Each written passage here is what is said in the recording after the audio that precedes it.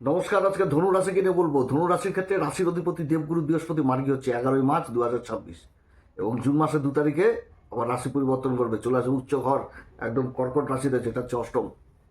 তো যাই হোক, দেবগুরু বৃহস্পতির এই মার্গী অবস্থা, আর ওদিকে তো শনিদেব 7 তারিখে আবার অস্ত হয়ে গেছে।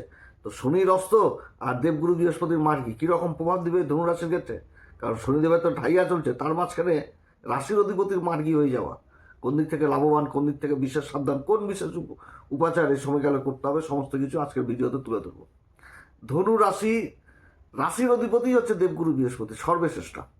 তো তার মার্গী অবস্থা স্বাভাবিকভাবে এটা একটা ভালো ইঙ্গিত দেখাচ্ছে। তো যাই হোক, অনুষ্ঠানটি শুরু করার সবার প্রথম বলি, এটা গ্রহের গোচর চন্দ্র রাশি অনুসারে বলা হচ্ছে, কারো কোনো রকম ব্যক্তিগত কুষ্টি ধরে আলোচনা নয়। তার সাথে বলবো, যদি অনুষ্ঠানটি ভালো লাগে তাহলে লাইক শেয়ার কমেন্ট অবশ্যই করবেন। আগামী দিনে ধনু রাশি সম্পর্কিত অনেক অনেক ভিডিও দেওয়া হবে। যারা জ্যোতিষী সংক্রান্ত বিষয়কে ভালোবাসেন, গুরুত্ব দেন, ইন্টারেস্টেড, আশা করছি তারা বিশেষভাবে উপকৃত হবেন।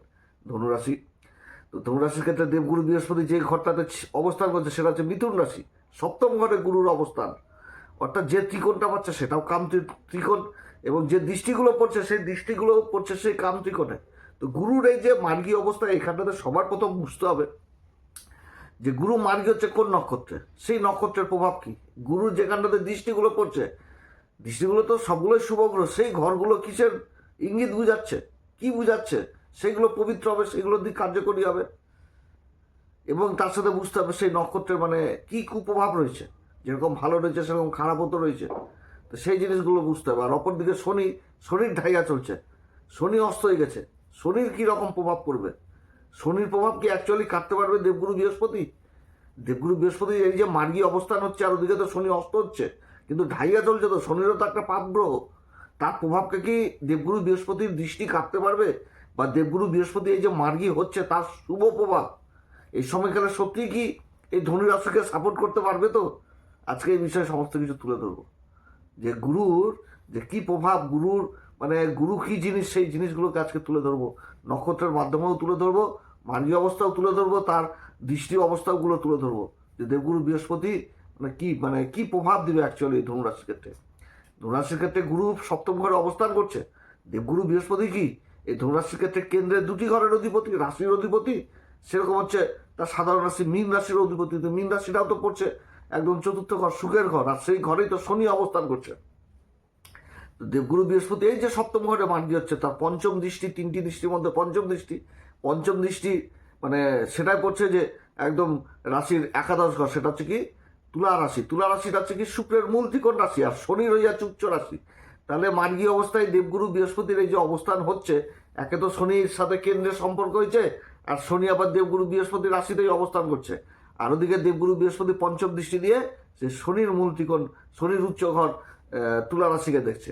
তুলা রাশিকে দেখে ফেলছে এই সময়কালে, যেটা হচ্ছে মানে ইনকামের ঘর, আয় ইনকাম, যেটা ইনকাম মনের ইচ্ছাকে পূরণ করবে সেই ঘরকে দেখাচ্ছে, সেটা হচ্ছে একাদশ ঘর। একাদশ ঘর মানেই মনের ইচ্ছা পূরণ, আনন্দ ফুর্তি সমস্ত কিছু আসবে। অর্থ যদি না থাকে জীবনে, ইনকাম যদি না থাকে, তাহলে কিভাবে সেগুলো পূরণ হবে? তো সেই ইচ্ছা পূরণ করাবে এখন দেবগুরু বৃহস্পতি। এবং এই সময়কালে শনির সাথে শুক্র অবস্থান করছে।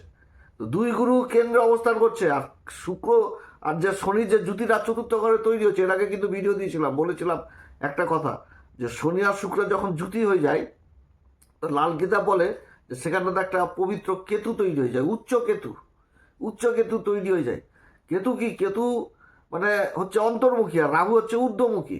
রাহু সবসময় উপরে মানে অ্যাডভান্স জিনিসটাকে চিন্তা করবে, যে আমার এটা চাই, লোভ লালসা মনের মধ্যে দিবে। আর কেতু দিবে কি, ওগুলো তোমার দরকার না, তোমার আসল চিন্তা ঈশ্বরের চিন্তা, যেটা অন্তর্মুখী হয়ে যায়, অন্তর্মুখী। কিন্তু রাহু ঊর্ধ্বমুখী হওয়া সত্ত্বেও ওই মানে যেটা বলতে গেলে কি, যে কেউ কোনো কোটিপতি লোক, কোটি কোটি লক্ষ লক্ষ টাকার মালিক, সোনা গয়না টয়না গলায় বালা সেই সেই মানে সব কিছু পড়ে রয়েছে, কিন্তু তারাও যে ওই সাধু সন্ন্যাসীদের পায়ের মধ্যে লুটিয়ে পড়ে। কেন পড়ে? ওই জিনিসটা হচ্ছে কেতু, সাধু সন্ন্যাসী কেতু। তো সেরকম উচ্চ কেতু তৈরি হবে, যার চরিত্র হবে একদম শনির মতন পবিত্র। তো শনি তো ন্যায়াধীশ, যেখানটাতে ধর্ম সেখানটাতে শনি, যেখানটাতে ন্যায় সেখানটাতে শনি, যেখানে অধর্ম সেখানটাতে শনি নাই, যেখানটাতে অন্যায় সেখানটাতে শনি থাকে না। শনি মানে কর্তব্য, দায়িত্ব, এগুলো জিনিসটাকে বুঝায়। তাহলে সবগুলোই তো এগুলো উঠে আসছে কিনা এই সময়কালে এই ধনুরাশির ক্ষেত্রে। তো গ্রহের কিন্তু এরকমই ইঙ্গিত দিচ্ছে, যখন দিবে তো তখন ছপ্পর ফেলে দিবে। এখন ভালো সময় ধনু রাশির চারিদিক থেকে, যে কোনো মানে চারিদিক থেকে ভালো সময়। এই যে গ্রহণ যোগগুলো পড়ে রয়েছে, আজকে যদি গুরুর এই প্রভাবগুলো না থাকতো, দেবগুরু বৃহস্পতির দৃষ্টি না প্রভাব পড়তো, ধনুরাশির 12টা বেজে যেত। যে অবস্থান হয়েছে, গণ্ডগোল, অশান্তি, ঝুট ঝামেলা, এগুলো চারিদিক থেকে, ঢাইয়ার একটা প্রভাব, গ্রহণ যোগের একটা প্রভাব, অঙ্গারক যোগের একটা প্রভাব, জ্বর যোগের একটা প্রভাব, কতগুলো নেগেটিভ যোগ লেগে রয়েছে। তৃতীয় ঘরে পুরুষার্থ পরাক্রমের ঘরে, যে ঘরটা সমাজে উঠা বসা, তো সমাজে যাদের সাথে মিশবো তাদের সাথেই যদি গণ্ডগোল অশান্তি হয়, তাহলে কি হবে জিনিসগুলো, সেই জিনিসগুলো উঠে আসছিল। যোগাযোগ, যে যোগাযোগ করতে হবে, যেখানে লাভই যদি না হয়, তাহলে সেই যোগাযোগ করে কি করব। তো সেইগুলোর দিক থেকে রিলিফ পেয়ে যাওয়া মানে খুবই ভালো অবস্থান। তো যাই হোক, অন্যদিকে আলোচনাটা চলে যাচ্ছে। তো দেবগুরু বৃহস্পতি শুভ পঞ্চম দৃষ্টি করছে লাভের করে, একাদশ ঘরে, মনের ইচ্ছা পূরণ করা হবে। সেরকম দেবগুরু বৃহস্পতি এই সপ্তম ঘরে বসে একদম সপ্তম দৃষ্টি দিয়ে দেখছে নিজের মূল ত্রিকোণ রাশিকে, অর্থাৎ নিজের রাশিকে দেখছে। এবং নিজের রাশিকে দেখছে, সেটা আবার নিজের নক্ষত্রে অবস্থান করে। নিজের নক্ষত্র, পুনর্বসু নক্ষত্র, যে নক্ষত্র নিয়ে অনেক কিছু আলোচনা করেছি এর আগে, বহু কিছু, যে অদিতি মা হচ্ছে অধিপতি দেবতা এবং সূর্যবংশ। এবং যে গাছের কথা নিয়ে মাঝে মধ্যে আমি খুব বলি, কারণ বুঝাতে সুবিধা হয়, যে বাঁশ গাছের তো চাষ করতে চায় না চাষিরা চাষ করবে হচ্ছে ধান চাষ, বছরে 3বার 4বার করে চাষ উঠাবে, কিন্তু বাঁশ গাছ তো বাড়তে যায় না। আর যখন বাড়বে তখন তো ফিটে ফিটে বাড়বে, এমন বাড়বে যে আশেপাশের গাছগুলোকে ছোট মনে হবে। তা আগে ছিল বকরি, এখন হয়ে গেছে দেবগুরু মার্গি। তাহলে এখন কি হবে, যে গাছগুলো আগে লাগিয়েছিল তার ফলন কিন্তু এখন পাবে। যে গাছটা বহুদিন আগে লাগিয়েছিল সেই গাছটা এখন বাড়বে, এখন এতটাই বাড়বে যে আশেপাশের গাছগুলোকে এখন ছোট মনে হবে। তো সেই রকমই যে কর্মক্ষেত্রে যে দিক থেকেও একটা ভালো ব্যক্তিত্ব হতে যাচ্ছে। মানে রাশিটা কি ব্যক্তিত্ব, তো নিজের ঘরকে দেখছে, নিজের নক্ষত্র অবস্থান করে নিজের মূল ত্রিকোণ রাশিকে দেখছে। তো সেই রাশির প্রভাবটা কি হবে? গুরু মানে কি? গুরু মানে হচ্ছে কি পরোপকারিতা, তারপর মায়া, মমতা, এইগুলো জিনিস তো গুরুর মধ্যে বেশি থাকবে। মানে সেই জিনিসগুলো বেশি থাকবে, ধর্মজ্ঞান বেশি থাকবে, জ্ঞান জিনিসটা বেশি থাকবে, ভালো মন্দ চিন্তাধারাটা যে সেই জিনিসটা বেশি থাকবে, মায়া মমতা থাকবে, এগুলো জিনিস মাঙ্গলিক কার্য হবে। অর্থনৈতিক দিককে মজবুত করাবে গুরু, অর্থাৎ রাশিকে এই সময় এমনভাবে প্রভাবিত করবে, সব গুণই দেখতে পাওয়া যাবে। যে কেউ বিপদে পড়েছে, তার পাশে যে দাঁড়াও, সাহায্য করো তাকে। তারপরে উপকারিতা, এগুলো জিনিস উঠে আসছে, মায়া মমতা চলে আসবে, এগুলো জিনিস গুরু থেকে। আর্থিক দিকটা বিশেষভাবে মজবুত হবে, ব্যক্তিত্বটা এমন তৈরি হবে যে সবাই মান সম্মান ভালোবাসার পাত্র হবে, এবং সমাজে যথেষ্ট বলতে গেলে কি কথা শুনবে, যে সমস্ত পরিবেশের লোকজনের সাথে মিশবে তাদের সাথে সম্পর্ক ভালো থাকবে, এই জিনিসগুলো হবে। ব্যক্তিত্বটা এমন হবে চরিত্র যে মানে সব দিক থেকে একটা ভালো অবস্থান গুরুর, এই দেবগুরু বৃহস্পতির এই মার্গী অবস্থান এই ধনুরাশির ক্ষেত্রে। আর যে দেবগুরু বৃহস্পতি যে নবম দৃষ্টিতে বিশেষ কৃপা থাকে, এবং এই সময়কালে দেবগুরু বৃহস্পতি নবম দৃষ্টি পড়ছে সেই মূল ত্রিকোণ রাশি, সেটা হচ্ছে কি শনির মূল ত্রিকোণ রাশি কুম্ভ রাশিতে। আর এই কুম্ভ রাশিতে একসাথে 4টি গ্রহ অবস্থান করছে, সূর্য, রাহু, তারপর হচ্ছে মঙ্গল, তারপর হচ্ছে বুধ, কতগুলো গ্রহ একসাথে অবস্থান করছে। তৃতীয় ঘরটা কি পুরুষার্থ, পরাক্রম, যোগাযোগ, তারপর হচ্ছে এখান থেকে দেখা হয় সাহায্য, সহায়তা জিনিসটাকে দেখা হয়, অনেক কিছু দেখায়, সরকারি ডকুমেন্টেন্সি, কাগজপত্র, এগুলো সমস্ত কিছু দেখায়। তাহলে এই সমস্ত কাজগুলোতে যথারীতি এখানটাতে মানে গতি চলে আসা। তো সূর্য রয়েছে 14 তারিখ পর্যন্ত, তারপর তো সূর্য রাশি পরিবর্তন করে চলে আসবে 4র্থ ঘরে। তো সূর্য তো ধনুরাশির ক্ষেত্রে কারগ্রহ, তো সেই সময় অন্যরকম আলোচনা হবে। কিন্তু এই সময়কালে সরকারি কাগজপত্রের কাজগুলো যথেষ্ট ভালো হবে, মিডিয়া সেক্টরে ভালো কাজ হবে, যোগাযোগ ক্ষেত্রে ভালো যোগাযোগ হবে এই সময়কালে।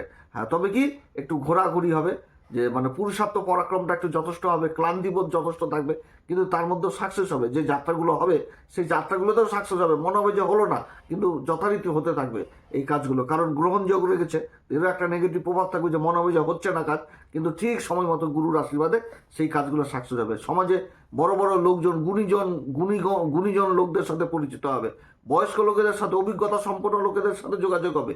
ধনুরাশির এই সময়কালে বহু মানে এমন কিছু কাজ কোনো বয়স্ক অভিজ্ঞতা সম্পন্ন লোকের দ্বারা সম্পন্ন হবে, কিংবা কোনো বয়স্ক লোকের কর্মক্ষেত্রে সহায়তা পেয়ে যাওয়া, বা বসের সহায়তা পেয়ে যাওয়া, যার জ্ঞানে বা যার দেখানো পথে এগিয়ে যে নিজের জীবনকে ধন্য করতে পারবে। কত সুন্দর অবস্থান। এবং যে নক্ষত্রের দেবগুরু বৃহস্পতি মার্গী হচ্ছে, সেই নক্ষত্রটাও তো বিভৎস নক্ষত্র। সেই নক্ষত্র থেকে শালীনতা, ভদ্রতা, তারপর একাগ্রতা, এগুলো জিনিস উঠে আসছে। তাহলে একটা ব্যক্তির মধ্যে যদি এই ভাবগুলো চলে আসে, তাহলে তো এমনি সে একটা ভালো অবস্থান হয়ে যাচ্ছে। এবং তার সাথে শনির অস্ত্র এবং দেবগুরুর সাথে যে কেন্দ্রের সম্পর্ক, শনি যে নক্ষত্র অস্ত হচ্ছে, সেই নক্ষত্রেরও তো একটা প্রভাব থাকবে। উত্তরা ভাদ্রপদ নক্ষত্র, সেই নক্ষত্র নিয়েও তো বলেছি যেটা হিসাবের নক্ষত্র, ম্যাথামেটিক্সের নক্ষত্র, এখান থেকেও একটা স্থিরতা জিনিস উঠে আসছে, খুব ভালো অবস্থান দেবগুরু বৃহস্পতির এই মার্গী অবস্থান। চারিদিক থেকে একটা ধনুরাশির সব থেকে ভালো। এ সময়কালে ছোটোখাটো ভ্রমণ হবে, আধ্যাত্মিক জগৎ জিনিসটা উঠে আসবে। এই সময়কালে নিজেকে বিশ্লেষণ করতে পারবে, ঈশ্বরের প্রতি প্রেম ধ্যান ধারণা এগুলো যথেষ্ট বৃদ্ধি হবে। এবং ঈশ্বর দর্শন বলছি, মানে ঈশ্বরের দিকে নিজেকে এগিয়ে নিয়ে যাওয়া বা কোথাও কোনো জায়গায় তীর্থস্থান ভ্রমণ করতে যাওয়া, এগুলো জিনিস কিন্তু এই ধনুরাশির মধ্যে বিশেষভাবে লক্ষণীয় হবে। এছাড়া শিক্ষার জিনিসটাও যথেষ্ট উঠে আসছে, শিক্ষার দিকটাও চরমভাবে উঠে আসছে। যারা সমাজকে অ্যাকচুয়ালি শিক্ষাদান করছেন, ট্রেনার, তাদেরও সম্মান যথেষ্ট বৃদ্ধি পাবে এই সময়কালে। খুবই ভালো অবস্থান, খুবই ভালো অবস্থান হতে যাচ্ছে। চারিদিক থেকে এখন ধনুরাশির উন্নতি, অর্থাৎ এই যে ঢাইয়া টাইয়া যে চলছে তার যে একটা নেগেটিভ প্রভাব, সেই প্রভাবগুলো কিন্তু দেবগুরু বৃহস্পতির দৃষ্টির এসে কাটা পড়বে। কারণ শনি কিন্তু দশম দৃষ্টি দিয়ে সেই রাশিকেই দেখবে, যেটা হচ্ছে ধনু রাশি।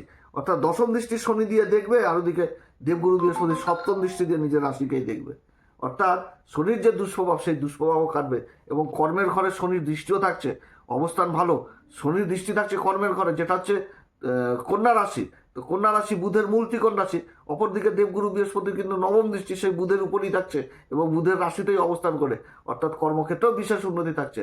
অর্থাৎ এই সময়কালে পিতামাতাদের সন্তানের প্রতি দুশ্চিন্তাও দূর হবে। সরকারি বেসরকারি কাজের ক্ষেত্রে কর্মে পদোন্নতি থাকছে, লেখালেখির কাজে উন্নতি থাকছে, মার্কেটিংয়ের কাজে উন্নতি থাকছে, চিকিৎসা বিজ্ঞানে উন্নতি থাকছে। অর্থাৎ চণ্ডীপাঠ থেকে, মানে জুতা সেলাই থেকে চণ্ডীপাঠ পর্যন্ত একদম যে যেই কর্ম করুক সেই কর্মে আর্থিক উন্নতির যোগ থাকছে এই ধনুরাশি। তবে সবার ক্ষেত্রে যে সমান হবে সেটাও না। অনেক ধনুরাশির দাদা দিদিদের জন্মকুষ্ঠিতে আবার গ্রহের অবস্থান খারাপ রয়েছে, তো তাদের ক্ষেত্রে অবশ্যই বলবো ভালো জ্যোতিষীয় পরামর্শ নিতে। অবশ্যই নেবেন, সময় যথেষ্ট ভালো। এই সময়কালে কোন উপাচার করবে? প্রত্যেকদিন হনুমান চল্লিশা, বজ্রংবান শ্রীরাম সীতা প্রণাম মন্ত্র সহকারে পাঠ করবেন। সূর্যদেবকে অর্ঘ্য দিবেন, সূর্য হচ্ছে ভাগ্যের ঘরের অধিপতি। এছাড়া যারা গুরুর দীক্ষা নেননি অবশ্যই গুরুর দীক্ষা নেবেন, গুরুর দীক্ষা যারা নেননি অবশ্যই গুরুর দীক্ষা নেবেন। কেশরের টিকা বেশি করে ব্যবহার করবেন। এছাড়া হলুদ হলুদ এক চুটকি হলুদ দিয়ে, মানে জলে মিশ্রিত করে সেই জল দিয়ে রেগুলার স্নান করবেন। বিশেষ করে বৃহস্পতিবার করে স্নান করবেন, দেখবেন ভাগ্য চমকায় কিনা। হেভি হেভি হেভি একটা গ্রহের অবস্থান এই ধনুরাশির ক্ষেত্রে। তো যাই হোক, আপনারা সবাই ভালো থাকেন। এরপরে আবার আসবে এরকম রোচক সংবাদ নিয়ে। যদি অনুষ্ঠান ভালো লাগে তাহলে লাইক শেয়ার কমেন্ট অবশ্যই করবেন। নমস্কার, ধন্যবাদ।